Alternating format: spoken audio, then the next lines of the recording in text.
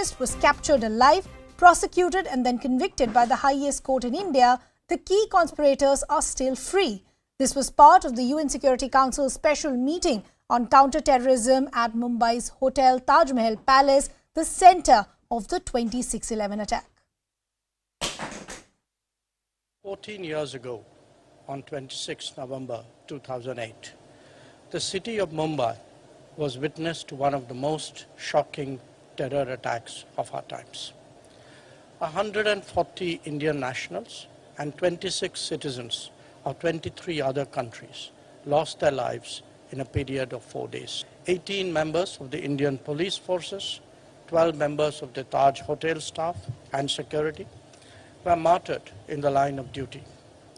As we pay tribute to them at this 26/11 memorial site, we salute their valor and resolve. Since then, we have endeavored to bring the masterminds and the perpetrators of this attack to justice. This task remains unfinished. Therefore, the coming together of the UNSC's Counter-Terrorism Committee to this venue is both special and significant. As we mark 14 years since the horrific attacks of November 26th, we join people in India and around the world in mourning the lives lost. 141 Indians, 6 Americans, and victims from 15 other countries from every region of the world, as well as many Mumbaikars, Americans, and others wounded, with scars visible and invisible. We stand in solidarity with the people of India and all nations that lost people on that day. But we must do more than mourn. We have a responsibility to the victims and to people everywhere to bring justice to the perpetrators of the Mumbai attacks, including their masterminds. That's what the United States has been working to do, together with India and other partners, for the last 14 years. आज आपने देश पे सबसे बात की, आपने appeal की कि टेररिज्म के खिलाफ पुख्ता एक्शन होनी चाहिए. क्या लगता है आपको? मुझे यही लगता है कि मेरी जो अपील है वो पूरी किया जाए कि आतंकवाद को जल्द से जल्द ख़त्म किया जाए. जो मेन मास्टरमाइंड है उसे ख़त्म होना चाहिए, क्योंकि जो कसाब था वो तो एक छोटा मच्छर था, उसे फांसी दे दिया, हमें इंसाफ मिला. बट पूरा इंसाफ जब मिलेगा जब पूरा आतंकवाद ख़त्म होगा. तब मैं 9 साल की थी. मेरे फैमिली के साथ मेरे पापा, मेरे भाई और मैं, हम तीनों पूना जाने वाले थे बड़े भाई को मिलने. CST स्टेशन गए थे, वहाँ पर मुझे गोली लगी. मैं कसाब को देखती हूँ अंधाधुंध गोली फायरिंग करते हुए. वहाँ मैंने कई लोगों को घायल होते हुए, मरते हुए देखा. किसी के सर पे, किसी के हाथ पे, किसी के पैर पे गोली लग रही थी. मुझे समझ नहीं आ रहा था कि आखिर वहाँ हो क्या रहा है. वहाँ से मुझे हॉस्पिटल लेके गए. हॉस्पिटल में मुझे होश आया. उसके बाद मुझे ऑफिसर ने कांटेक्ट किए कि बोले आप कोर्ट में आके गवाही दोगे. हमने बोला हम कोर्ट में आके गवाही देने के लिए रेडी हैं. मेरे पापा ने दोनों आतंकवादी को देखा था और मैंने कसाब को. 10 जून को मैं और मेरे पापा हम दोनों ने जाके कोर्ट में आइडेंटिफाई किया. The one act of defiance that you expect from the UN Security Council, especially with respect to the counter-terrorism measures? I think the fact, again, as I said, that they are all here, it's very symbolic, and the fact that India is the chair, they managed to get everyone here, is very clear that their commitment is to fight it, and especially it keeps evolving, and we need to be kind of ahead of the curve, and I think we are in great hands with the, with our government taking the lead. I think one is very fortunate to have such an amazing team of people, who individually acted in pockets of bravery all over the hotel, and I think it's something that is legendary, and there's much been spoken about it, written about it. So it's amazing that one is a part of such an organization. Now, when the External Affairs Minister Dr. Jaishankar says this has been unfinished business, why is that being? It's been 14 years since those attacks took place. The reason is because of the protection that these terrorists continue to get from Pakistan. There is a big gap in the promises that have been made by Pakistan and what the ground reality looks like. Let's break down all those details to give you a reality check. The first promise is prosecuting 26/11 attack perpetrators. But what is the reality? We all know that it continues to shield these terrorists. LETs Hafiz Saeed and Lakhvi jailed on terror financing charge in 2020 and 2021 after the FATF action. Let's also break down the other details. What really is the reality as far as Pakistan's own position is concerned? People like Saeed and Lakhvi not convicted for specific militant attack or 26/11, and that's the lag that I was talking to in terms of the promises made by Pakistan and the reality that is followed. Another tall promise that has been made by Pakistan is there'll be no anti-India terror activity in Pakistan. But this is what the reality is. Terror attacks continue in the country. Let me give you some examples. In 2019, you had Pulwama. In 2013, in Srinagar. In 2016, in Pampore. And again in 2016, you saw the attack in Pathankot as well. Aided by ISI and the army, anti-India terror camps, they continue to be a reality on the ground. Designation of 26/11 perpetrators, Sajid Mir, as global terrorists by the United Nations with China's help. And we've seen what's happened in the recent past as well. China blocking those bids, the fourth such attempt that has been made just in the last 5 months. Again, a promise that was made by Pakistan is that we will examine the ISI's involvement as far as the 26/11 terror attack is concerned. But the reality, there is no action despite the United States confirming the ISI's role. So till the time there is this lag between the promise and reality, relations between both the countries will never be the same, and neither will we see an end to terror activities. Another promise that has been made by Pakistan is we'll provide voice samples of 8 of the 26/11 accused. What is the reality? Still unfulfilled promise, again in the UFA and Russia as well. So as I said, big differences in terms of promises that have been made and the reality on the ground. And thus, 14 years down the line post that attack, it still continues to be an unfinished business. Let me bring in my colleague Abhishek Jha, who's been tracking all these developments for us. Abhishek, as I just listed out the lag in terms of the tall claims made by Pakistan and the reality on the ground, one of the key issues that India needs to get a grip on is to track and crack down on the funding as far as terrorism is concerned, because that really is the route with which Pakistan continues to spread its wings as far as terror activities are concerned. And not only this, this latest in his address, only External Affairs Minister S. Jaishankar pointed out that now since Pakistan is out from FATF's grey list, probably we will see more terror funding coming into the picture and this whole ecosystem of international and global terrorists.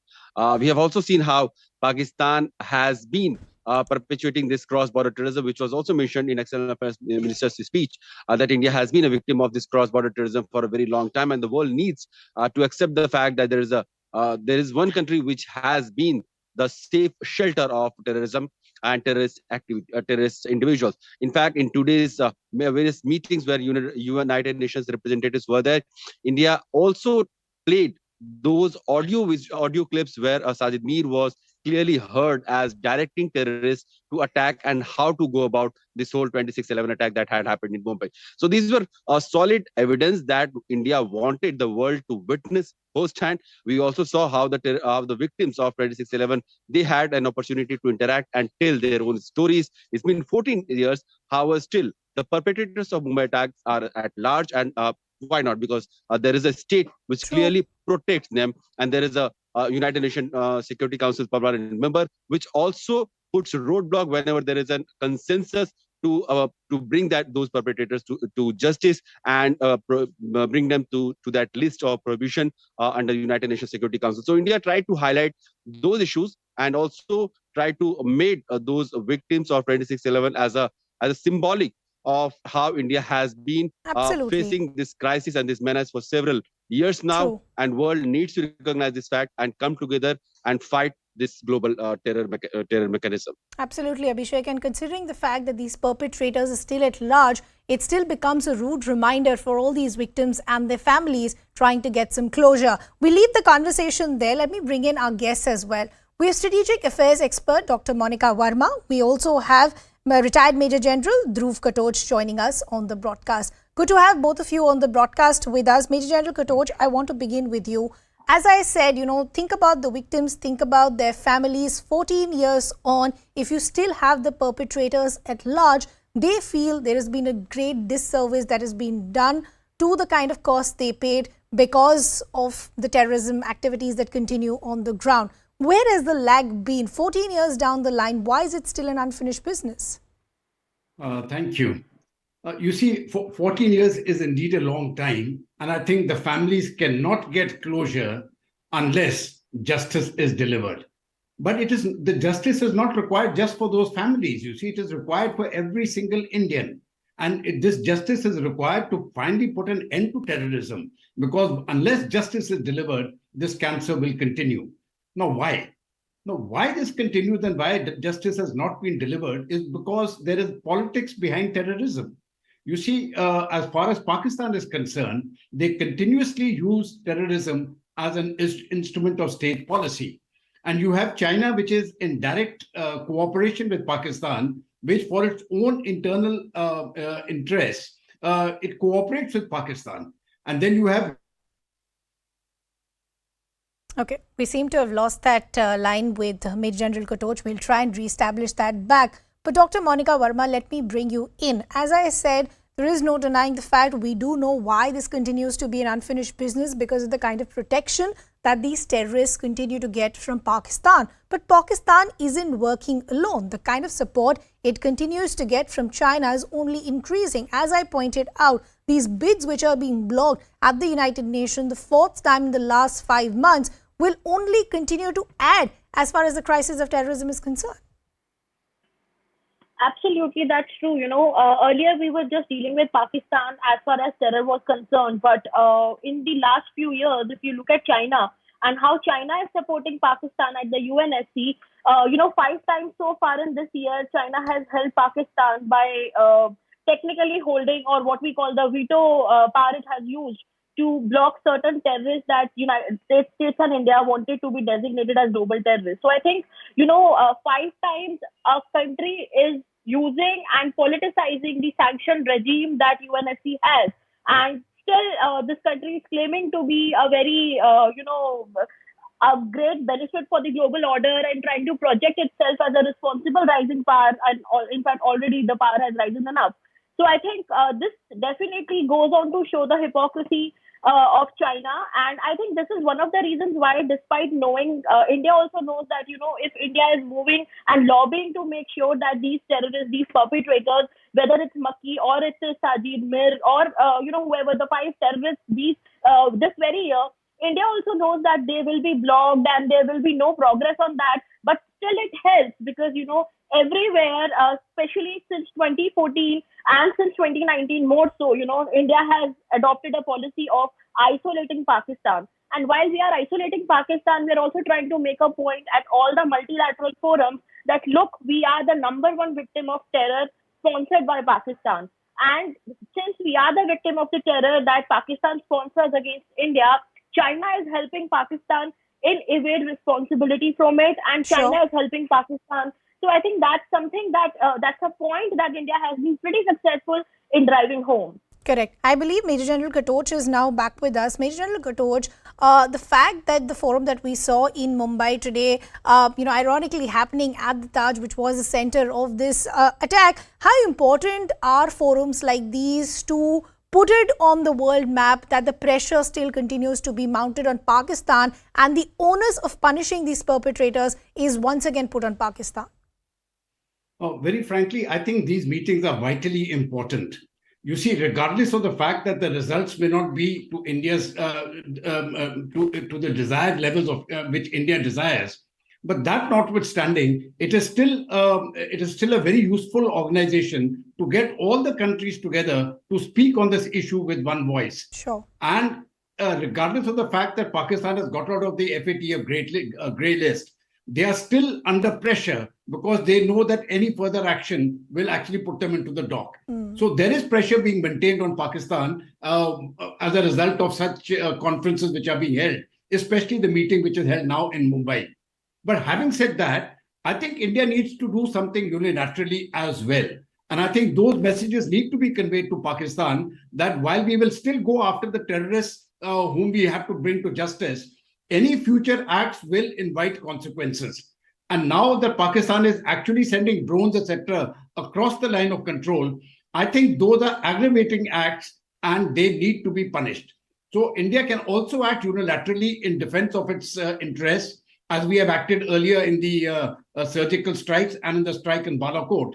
And I think that message has to be given to Pakistan. Either you cease and desist completely, or we will come after you. And the world will have to be told it is our security interest, it is our right, and we will do it.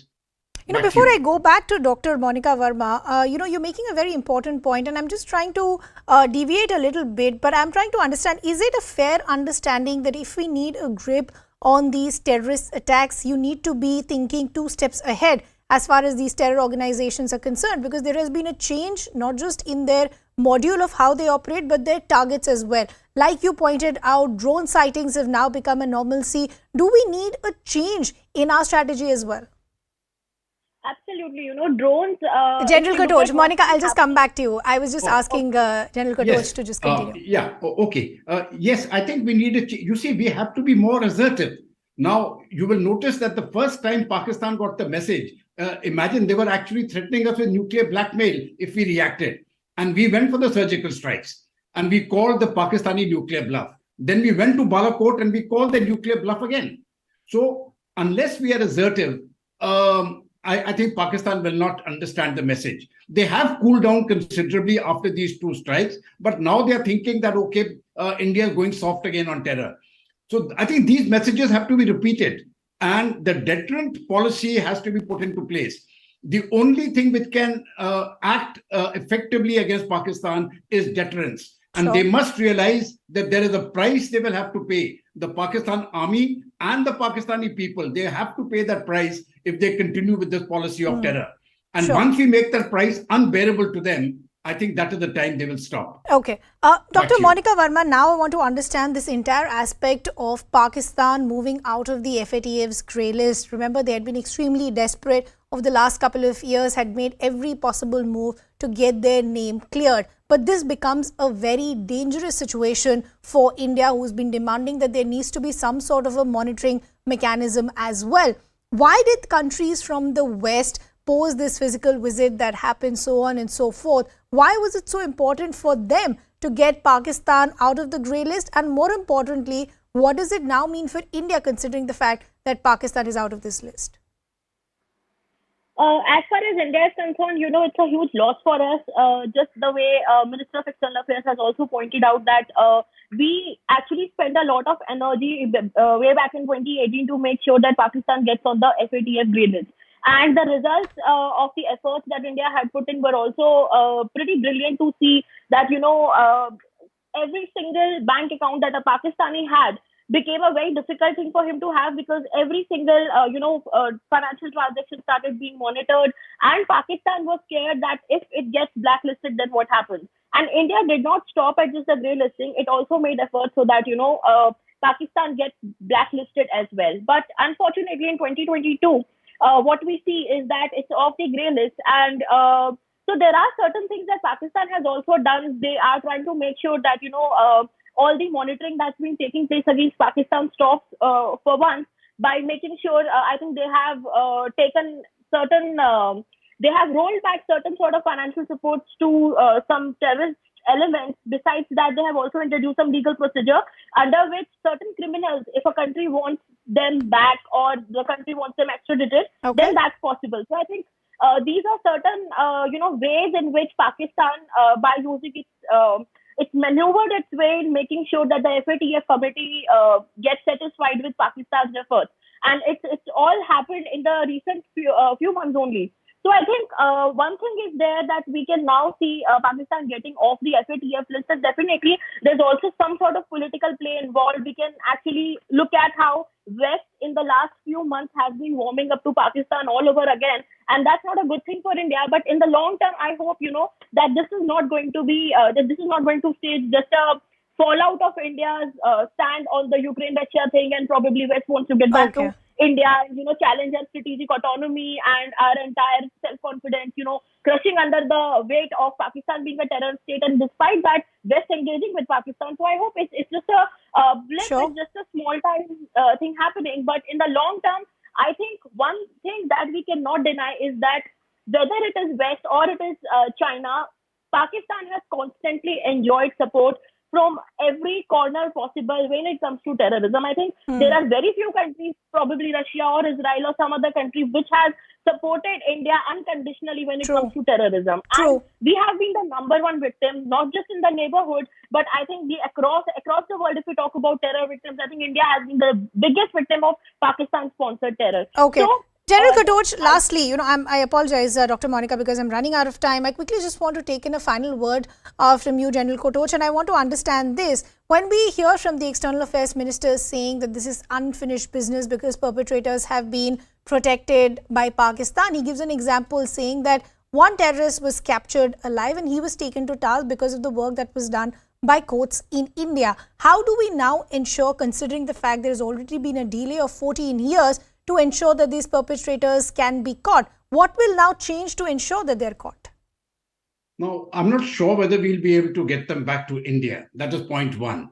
But that does not mean that we do not maintain the pressure. Sure. Because Pakistan must never get the idea that they are off the hook. They are on the hook, and Indian efforts to get them back will continue, both legal and otherwise. This is one.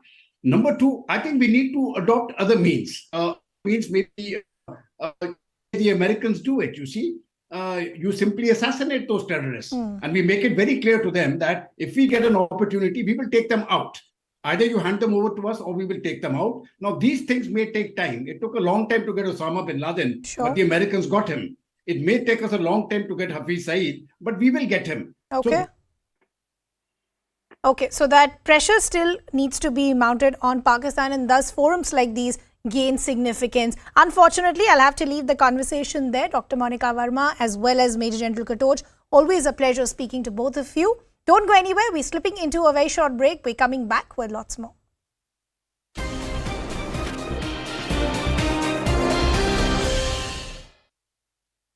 And Kashmir also chided in favor of India. He also suggested, like I just asked the Law Minister, that Sardar Patel was on board with the idea as far as, joining hands with Pakistan of Kashmir is concerned. Jairam Ramesh suggested that till Junagadh joined India, Sardar Patel was okay with Kashmir going to Pakistan. Something that has been contradicted, by those who are supporting the view that it was only a blunder made by the Prime Minister. But coming back to then Prime Minister Pandit Nehru's view, Mr. Kiran Rijiju, what, in your opinion, was this a genuine blunder, misreading of the situation, or is there some kind of a malafide do you suspect in this? Because you've spoken about the majority opinion in Jammu and Kashmir being given precedent over the view of the ruler, opposed to the act of independence. No, let us not go into the confusions which is created by some statesmen, some statements coming from some Congress leader or some people. I am not interested in going into that. The facts are before the public. The facts are not my creation.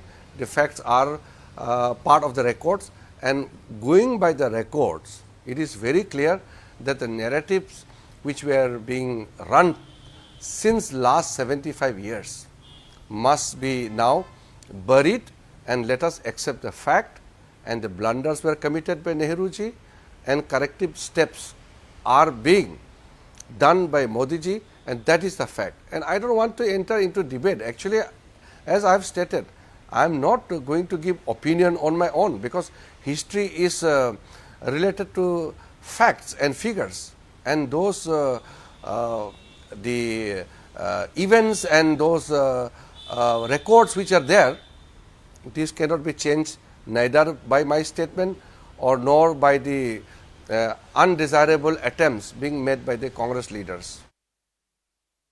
Congress, in fact, Mr. Rijiju, called you the greatest student of the WhatsApp University after your detailed article where you listed the 5 points, starting with, and you've detailed this in this article that you wrote for news18.com. Viewers, you can log on to news18.com and read that detailed article as well. But Mr. Rijiju, you started off by pointing out that how, much before the actual instrument of accession was signed, in July itself, Maharaja Hari Singh, in Pandit Nehru's own words, this is what you have said, he sent feelers to Pandit Nehru that he wanted to accede to India. And then you narrated how Pandit Nehru, asked that this is a special case, and you've questioned why it was treated as a special case. You've also questioned why Pandit Nehru did not intervene even when Pakistan sent its raiders, militarily intervened in Jammu and Kashmir. You've also questioned how the decision to take this matter to United Nations and how that misadventure as far as plebiscite is concerned, that also was entered into. All of these points you have narrated there. But coming back to that question that I asked you, was this a genuine miscalculation and mistake or blunder, as you call it, by Pandit Nehru? Or do you think because of the population of Jammu and Kashmir, which was Muslim majority, and perhaps his friendship with Sheikh Abdullah, do you think there was any kind of vote bank?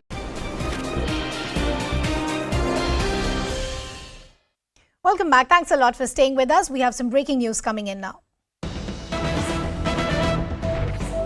Now, reports are suggesting that Turkey has secretly helped Pakistan in setting up a cyber army camouflaged under the bilateral agreement, which was used for domestic political goals as well as directed to attack the United States and India to undermine criticism leveled against Pakistan. Turkey helped Pakistan in setting up a cyber army to shape public opinion and influence the view of Muslims in Southeast Asia. The plan was given a go-ahead by Imran Khan, the former Prime Minister of Pakistan. The proposal to establish such a unit was first put on the table during private talks between the Turkish Interior Minister and his host, the former Pakistan Minister of State for Interior. The meeting took place in 2018, is what we're understanding. The first public admission of this clandestine operation was made by Solu during an interview on the 13th of October this year. In 2022, has been known for running bot armies on behalf of Turkish President Erdogan. That's the big update that's coming in. My colleague Abhishek Jha is now back with us. Abhishek, what should we make of these propaganda operations via bots? It had never been a secret, actually, that Turkey has always been supporting Pakistan. But supporting Pakistan overseas in doing something that can impact third party also like India is something new that has gone beyond diplomacy, and it has a clear interference in India's affair, because we know the kind of cybers in the name of cyber security.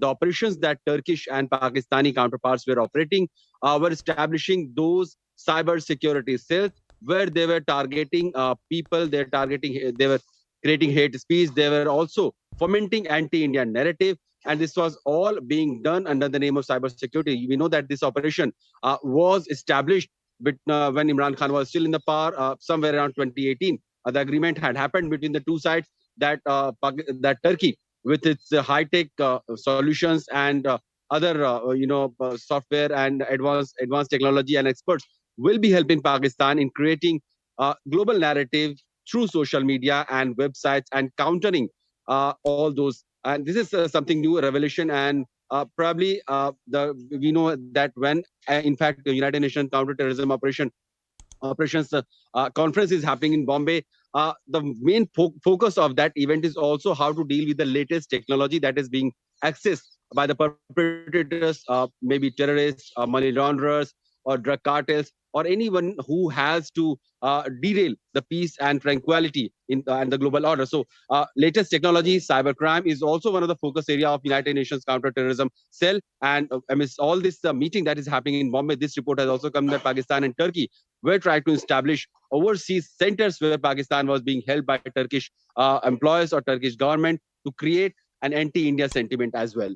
Okay, Abhishek, I'll just request you to stay on with us, because now we're going across to a CNN News 18 mega exclusive. We're now understanding Imran Khan's PTI's gas gone all out against the Pakistan army. PTI's lawmaker, Senator Azam Swati, has demanded that the Pakistan military disband ISI's political wing under the Pakistan constitution. The lawmaker was booked over a tweet against General Bajwa and alleges torture while in custody. Abhishek Jha continues to be with us. Abhishek, give us more details. So this issue of Bajwa has really come at a time when India and Pakistan ties are not at a very uh, great deal, and we'll have to know how this whole. Okay, we seem to have lost that audio line with Abhishek. We'll try and reestablish that. But let's listen in as far as the PTI lawmaker is concerned. आज बाजवा साहब पूरी महकूम कौम आपकी तरफ देख रही है। अपनी रिटायरमेंट से पहले इस बदनाम जमाना आईएसआई का पॉलिटिकल विंग दफन कर दें। ये पाकिस्तान की जिल्लत और रसवाई के जिम्मेदार हैं। I believe my colleague Abhishek is now back with us. Abhishek, go ahead. Could you please repeat your question, Ridma, please? Right. Abhishek, we were talking about as far as Imran Khan's PTI, which has now gone all out against the Pakistan army. We just heard that soundbite of PTI's lawmaker, Senator Azam Swati, also demanding that the Pakistan military disband ISI's political wing under Pakistan's contribution. Any other details that you're picking up?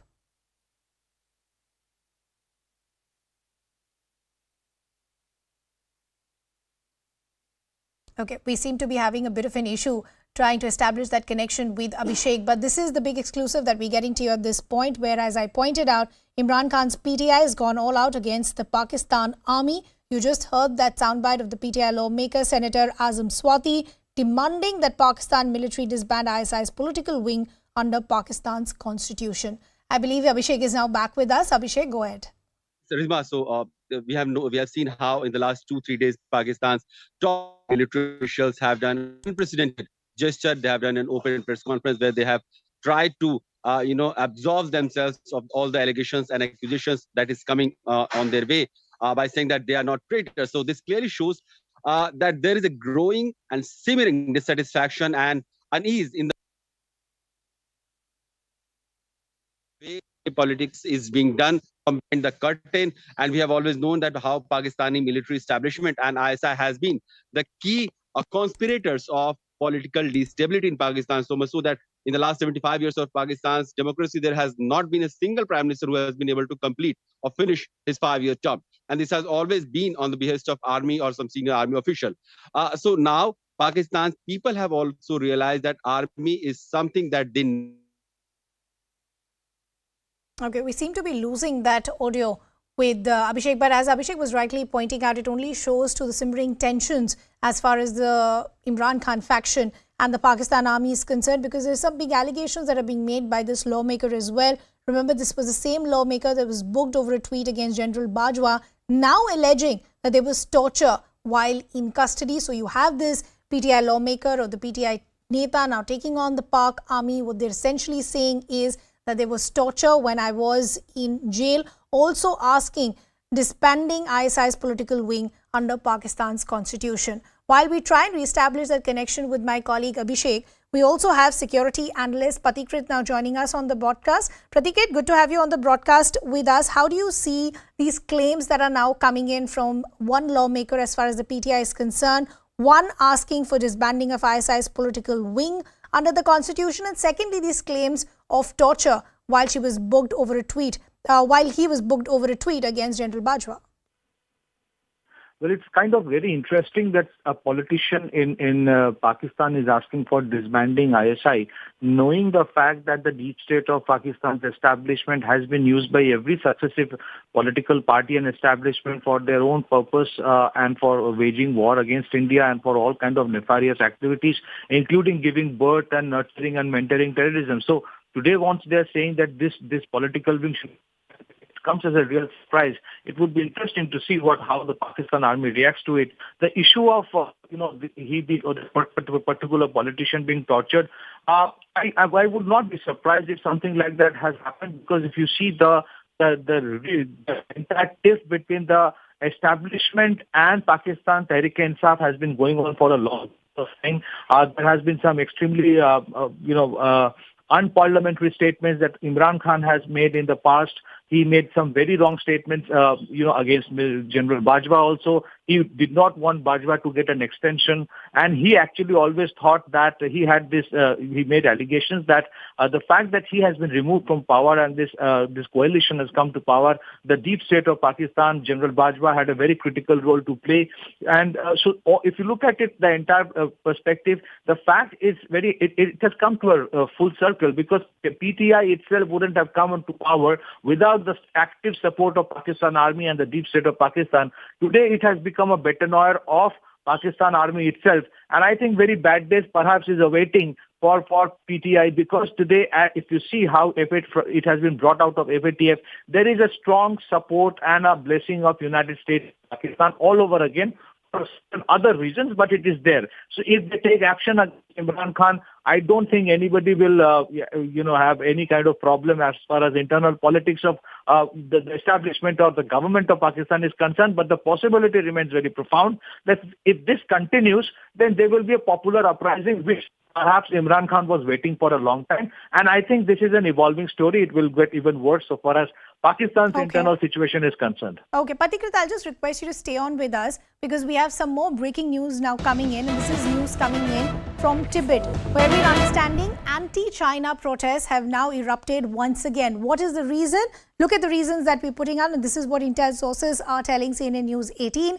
The agitation in Lhasa due to COVID restrictions. This is essentially because of that zero COVID policy that we still continue to see. Protests against Xi's zero COVID crackdown, as I pointed out, which expert after expert have pointed out as a failure, but China still continues to hold on to it and continues to see multiple lockdowns as well. Ethnic majority, the Han Chinese workers, are now stuck in Lhasa, and they're demanding to be brought back, because they're saying we don't have basic essentials to even survive. The migrant workers are demanding the permits to return to their home. It's literally a desperate cry from these workers. They're saying that they're facing shortage, as I pointed out, of basic essentials. Agitation sparked by poor access to food as well as medicine.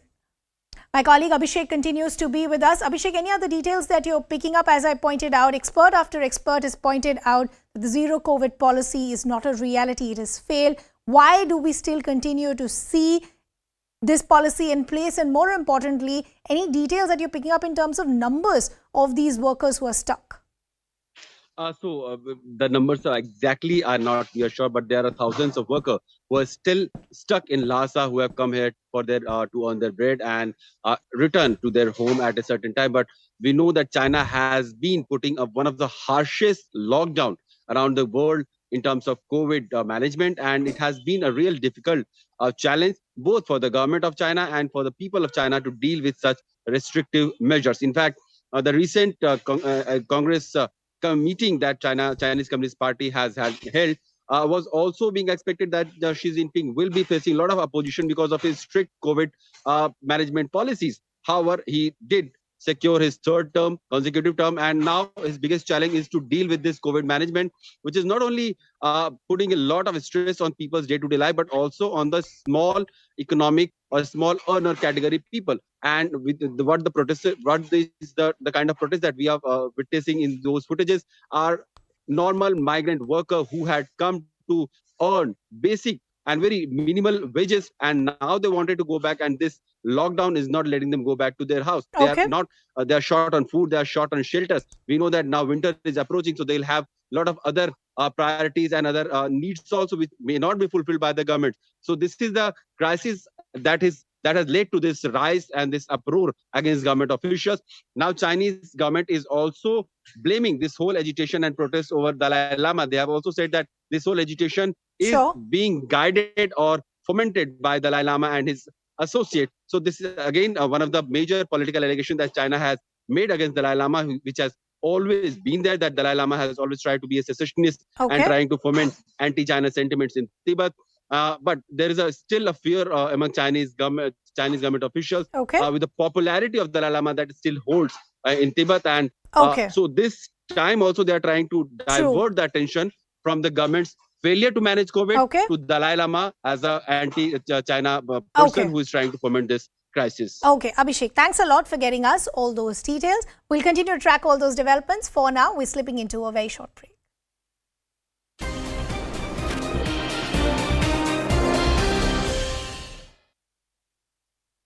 And I want to say that whatever blunders committed by Nehruji has been undone by Modiji, and today we are following a right step which every Indian must support.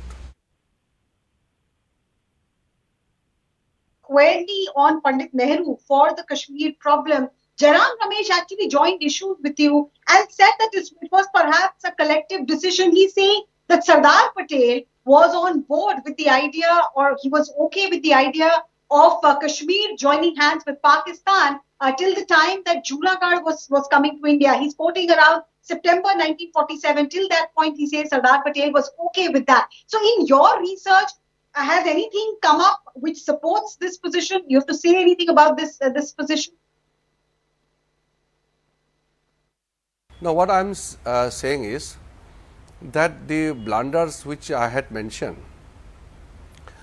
now because of those blunders, India had to pay a heavy price, and we are still handling those issues which were created by Nehruji. Now, once the Jammu Kashmir as a state is considered the inalienable part of India, and it is a matter of fact, nobody should dispute it. But despite Jammu and Kashmir being part of India, yet a portion of Jammu and Kashmir is still occupied by Pakistan, and a part of that area is ceded to China. So that is why it is more a matter which is still kind of unfinished task for the nation, that half of Jammu Kashmir is still under the occupation of Pakistan, which is illegal. So that is why, how can we remain silent when a blunder which was committed then is leading to the nation paying a heavy price? So can we ignore the fact? We cannot ignore the fact, and it is very important to realize the mistake. That is why I had also quoted Ambedkarji, who said that those who forget the history cannot make history. So it's better for everybody to admit the mistake, especially for those Congress party and some other people who are trying to defend Nehruji unnecessarily, to admit the fact. Let us admit the fact, and nothing wrong in admitting the fact, and let us move ahead and ensure that the blunders committed are handled in a proper way, so that we can at least retrieve those lost moments and do some corrective steps. And Modiji has undone the mistakes committed by Nehruji. Right. Modiji, you're saying has taken steps, and then you all, just to give you a background about how this entire debate between Jairam Ramesh and the Union Law Minister Kiran Rijiju began. Just to give you a background before I ask my next question, it was during an election rally in Gujarat that Prime Minister Modi, without taking any names, suggested that if Sardar Patel had perhaps handled the Kashmir issue like he handled Junagadh and Hyderabad, the result could have been different, to which Jairam Ramesh tweeted, and that was the reference which I made to the Law Minister right now. Jairam Ramesh tweeted and said that it was because of the friendship between Sheikh Abdullah and Pandit Nehru that ultimately the popular opinion in Kashmir also sided in favor of India. He also suggested, like I just asked the Law Minister, that Sardar Patel was on board with the idea as far as,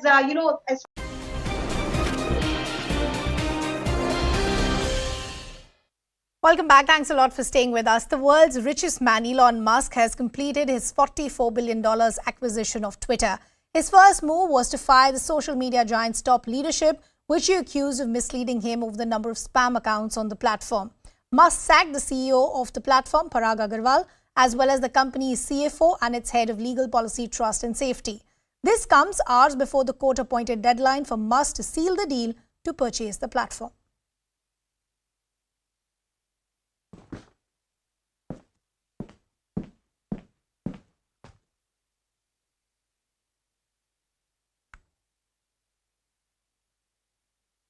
So let's now talk to you about as far as what this takeover means as far as the future of Twitter is concerned, and what will Elon Musk actually ensure. Will we see a free run for free speech? The free speech absolutists criticized Twitter, downplaying certain posts, and we've already seen the firing of the top leadership that has already taken place. He has now made a promise to reverse the permanent ban on ex-US President Donald Trump after the Capitol riots, and many others like him. So will we actually see them coming back? Tackle the bot accounts, has promised to authenticate all humans on the platform. He said he's there for humanity, not for making money. Cut costs and raise revenue, plans to cut 75% of the workforce, and the figure that he's working with is $26.4 billion by 2028. How is that going to happen? Are we going to see Twitter now become a paid platform? We also have a colleague from CNN now joining us from New York, Mark Stewart. Mark, good to have you on the broadcast with us. Let me first begin with the most basic question. Did most actually expect this deal to actually go through, considering the multiple twists and turns that we've already seen? Good morning. It's really good to be with you. I think Elon Musk at the end of the day was put into a box. There were so many legal ramifications and so many financial implications if he were simply to walk away. So really, he made a business decision of his own to move forward on this purchase. Now, exactly how the platform will transform, still to be determined. As you mentioned, he made some leadership changes. He has been meeting with employees. So for the moment, he has signed onto this deal and is certainly acting like a new owner. We are expecting some details later today about staffing and perhaps more about the direction. But if you noticed yesterday, he did release a statement, a tweet to advertisers, as you mentioned, calling this almost like a town hall, and that it will be a place for free speech. But also made some overtures that it would be respectful. So he now owns this, and I think he also realizes that with that comes responsibility. I think he is certainly aware of the critics, and I think he needs to keep the advertisers happy, and that's why we saw that statement yesterday. I want to understand, one part of the statement said, "I'm here for humanity, not for money." How should we see that bit of the statement? Well, I think that he knows that there needs to be this balance between capitalism and then a respect for, let's just say, good behavior. I mean, as we have seen over the years, Twitter unfortunately has become this place where anyone can say anything, and at times very harmful and very hurtful comments are made, which is certainly detrimental to humanity. So he is going to have to reconcile those two principles. It's interesting, he has been leaning in a lot to Jack Dorsey, the former founder of Twitter. He's been asking for advice. This is not to say he's going to bring Dorsey on, but I think he certainly, as a business person, knows the value of talking to others, especially those with institutional knowledge. So perhaps that will be part of that balance you mentioned. Mark, what I want to understand is the first step that he's taken is firing the top leadership. How do you see this? Is it just cleaning house, or is this a big blunder in the making? Well, it's not unusual when there is new ownership of a company to bring in new blood, new players. That happens in professional sports all the time. Let's just talk about football. If there is a shift in management of a team, we see new coaches, often new players. So this really is no different. But if there is going to be a fundamental shift in the way that Twitter approaches these issues of free speech, if you will, that may be different than what the previous C-suite had seen, well, then Musk really may have no choice but to ask those people to leave and bring in people who may be able to facilitate his vision without any objection or roadblocks. Mark, I want to understand now, a lot of people are working with a lot of conspiracy theories. Some are saying the platform is going to become more fun now. Some are worried about what moderation will happen in days to come. Is it a possibility that Twitter could also now become a paid platform for users? I think that Twitter is certainly, there's room for evolution. I mean, one thing that we have heard Musk talk about, in addition to being a place for conversations, almost being a global sounding board, if you will. I mean, I think he realizes that this is a valuable platform for other reasons as well. I mean, I wouldn't be surprised if we see a shift from Twitter to perhaps into things such as messaging and maybe even e-commerce. I mean, I think he talked about something calling Twitter X, making it a mega app. So, and what I mean by mega is that it would be an all-in-one app, entertainment, news, messaging, communications, perhaps even bill payment. I'm just throwing that out there to say that the expanse and the potential is very wide. Right. Lastly, Mark, before I let you go, Twitter shares have been going up and down over the last couple of months because of this in and out of Elon Musk. How is Twitter and its shares being seen on the ground? What is the kind of sentiment on Twitter today? Well, I think the one thing which is really interesting in all of this that may not be getting a lot of attention is that essentially a public let me say this again. I think the one thing that's happening that is not getting a lot of attention is that a public company is going to go private. So perhaps some of the accountabilities and checks that investors had in the past are going to be gone. But on the other hand, if you're Elon Musk, you don't have to worry about this accountability. You don't have to answer to shareholders. But, yesterday on the final day of trading, I believe, the stock, I think was pretty strong throughout the day. Okay, Mark, we'll leave the conversation there. Appreciate you joining us here. We'll have to see which way this goes and what the future of Twitter looks for all of us to use. We're slipping into a very short break. We're coming back with lots more.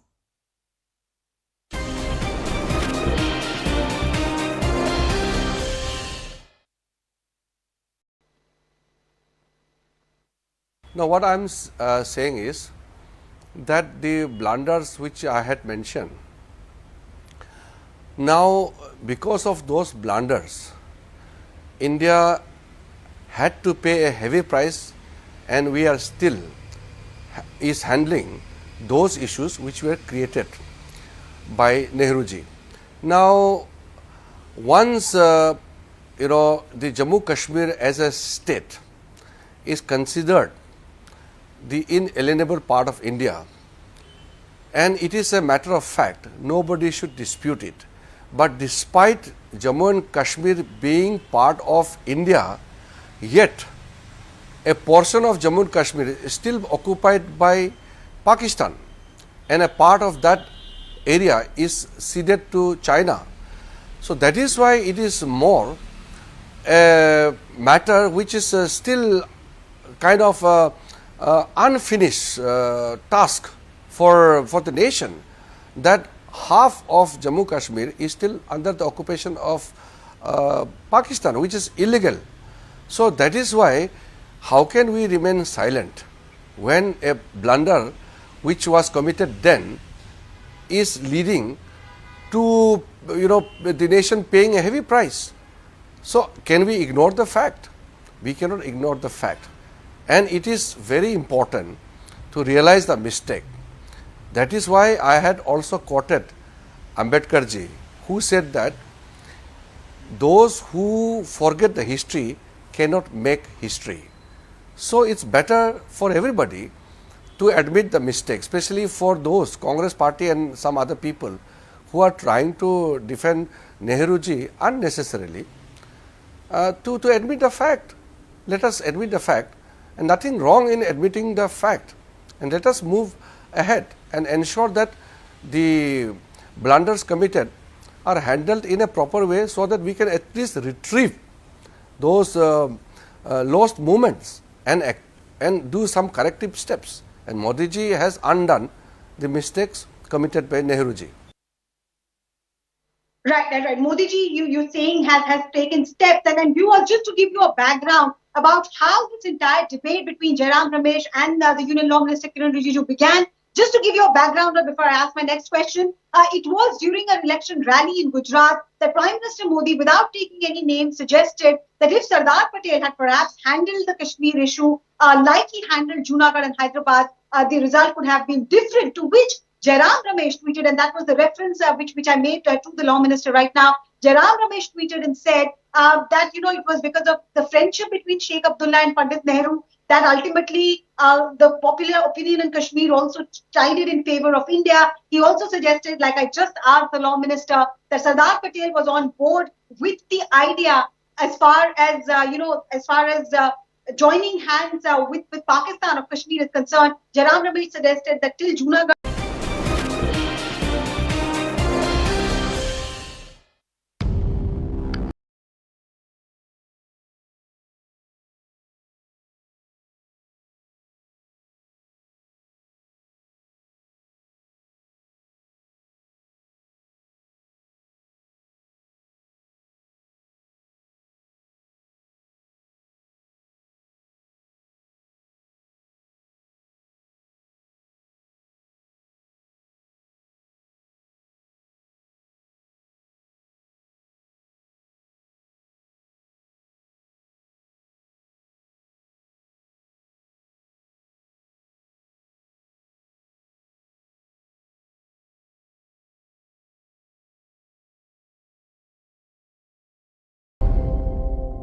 Welcome back. Thanks a lot for staying with us. There's a big move by the Bombay government in Karnataka. The state government will now strictly implement formal education in Arabic schools. Earlier, the government received complaints that proper standards of education were not being followed in state Arabic schools, and subjects like science, mathematics and English were not being taught.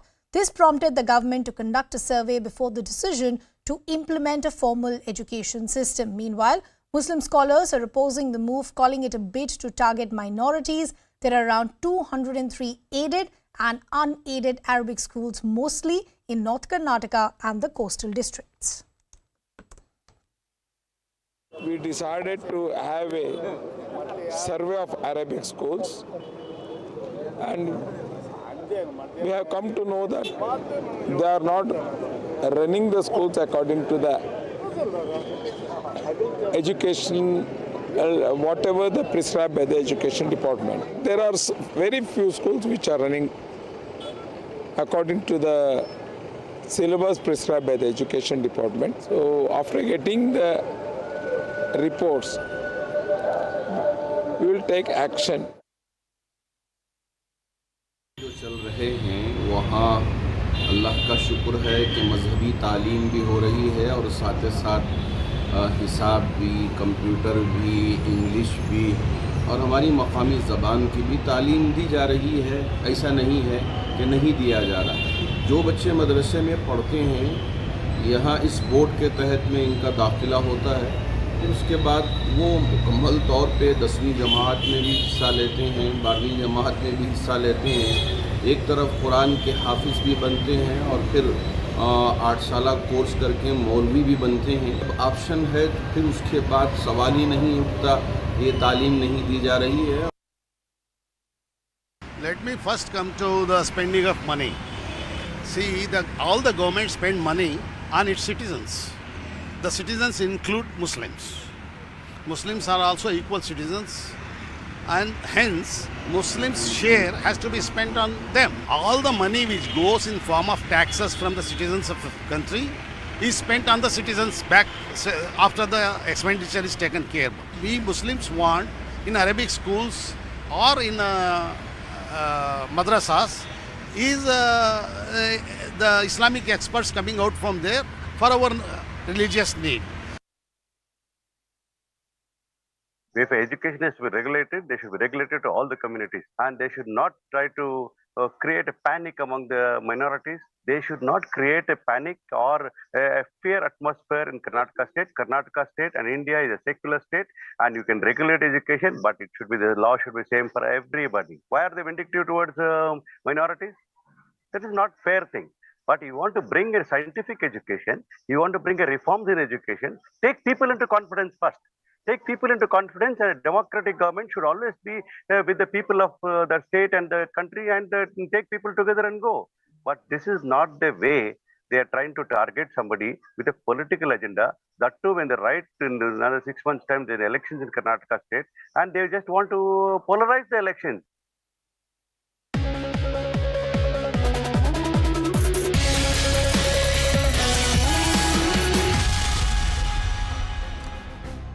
Good evening. You're watching CNN News 18. I'm Arunama. On today's edition of The Viewpoint, judiciary is in focus. We debate if the system to appoint judges needs a change, needs a relook. Union Law Minister is joining us to answer if the collegium system of judges appointing judges is unconstitutional and hence a matter of concern, or is that the need of the moment to protect judicial independence?